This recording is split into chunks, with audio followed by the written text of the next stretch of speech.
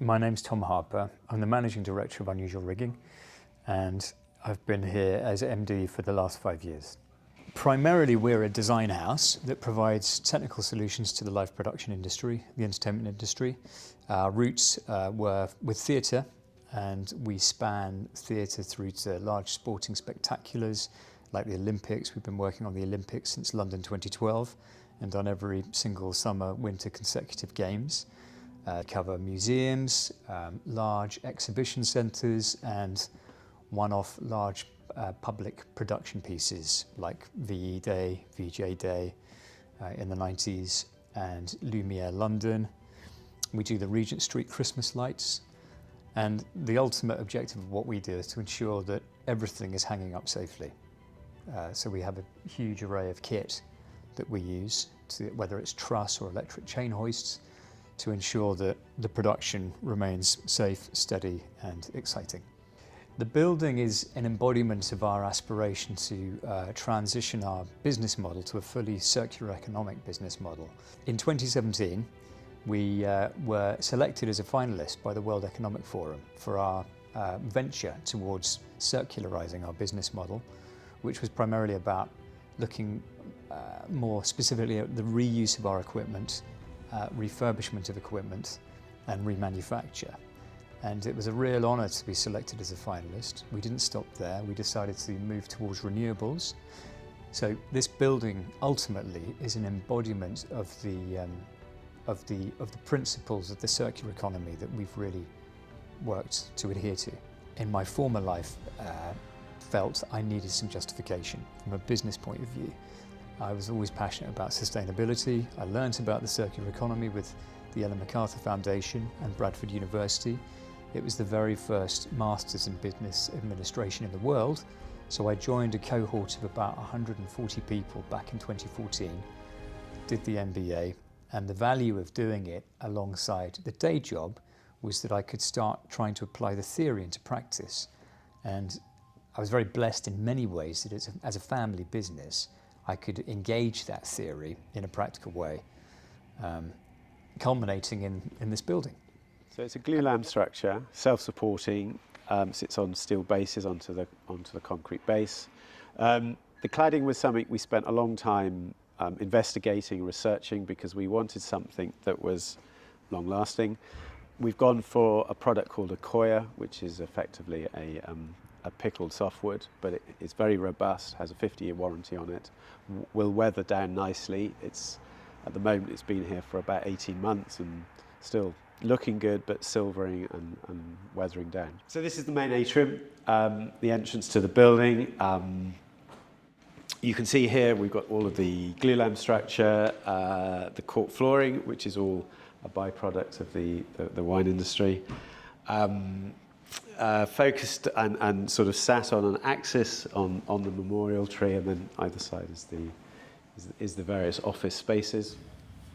Some of the interesting things, we've got the angel here that Unusual will have rigged up on Regent Street, and all the structure's been designed to take this and any other piece that might come through here.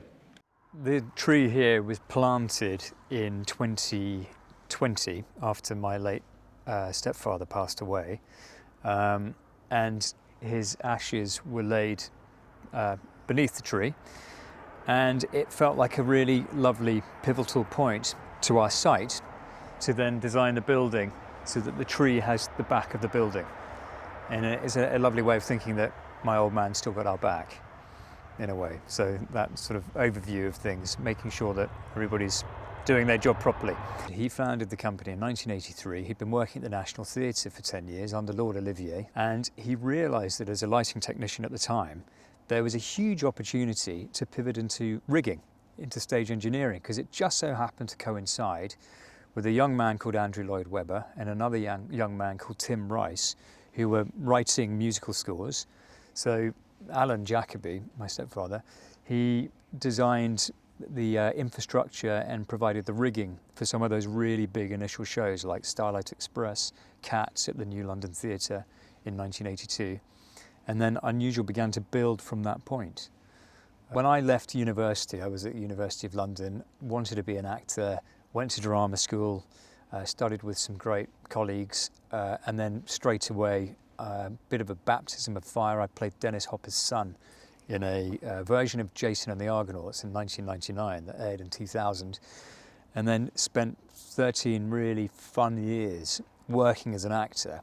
But once I became a parent, my late wife, who was also an actor, we had conversations about the impracticalities of family life and acting. You know, being an out-of-work actor for 6 months, or suddenly flying off to Romania to be a werewolf for a 9-month job, wasn't really conducive to being a good dad. So we made the decision to change. I was very lucky that my stepfather had said, well, you don't know anything about anything, but I'll give you a try. So brought me on to Unusual, and I was really lucky, actually, that my interest and passion in this circular economy and sustainability enabled me to say, well, there's an area of the business that actually I feel we could really develop. That was back in 2012, and I've been here ever since.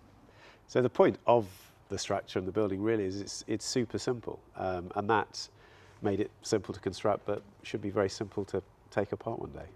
There's no reason, and we've mentioned that the timber cladding has a 50-year warranty. There's no reason why it won't do that in many more years. I think the point is it has the ability to be here as long as it's relevant as a space and usable as a space. But if it isn't, that's okay, because it can be taken apart and off it goes to its new life. Are you proud of it?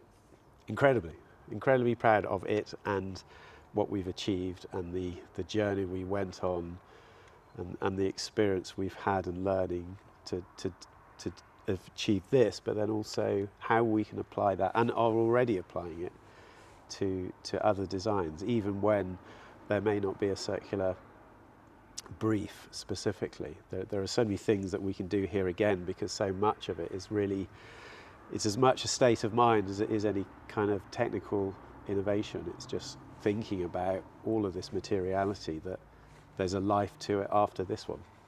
This will become the normal. This is normal, really. The Industrial Revolution was so powerful, but it also and so innovative, but it also perhaps made us appreciate things less, because mass production meant that we didn't value what was around us. What we're doing here is valuing every single material, and that, I think we will go back to that way of life as we understand that not only are resources running out, or could run out, but we don't have space to throw all these things away anymore. And there is real value here, that you can continually reuse something. You don't just have to throw it away because it isn't useful for its original purpose. I think the thing that I'm most proud of is the fact that we really took a very precise approach to adhering to biogenic material use, the reused materials as well. We really tried to eliminate from our palette of materials, if you like, new virgin materials. So actually, the majority of the building is comprised of biogenic, cradle-to-cradle certified materials and reused materials that came from demolition sites. There's a lovely element as well outside, which is the cobbles that were taken from Northampton Market Square that I think were laid in the 1830s. And we heard that they were being taken up because it was deigned that they might be a trip hazard after all of that time. So we said, great, we'll use them. So you'll see some of the old cobbles outside are actually taken from our local town, only 7.5 miles away. So the original brief in my mind about how this building needed to operate was to imitate a termite mound, on the basis that the circular economy imitates nature's genius, and there's no such thing as waste in nature. And what I really liked when I learned about termite mounds is that some of them can be 50,000 years old, some of the oldest known ones standing today, still operable for termites.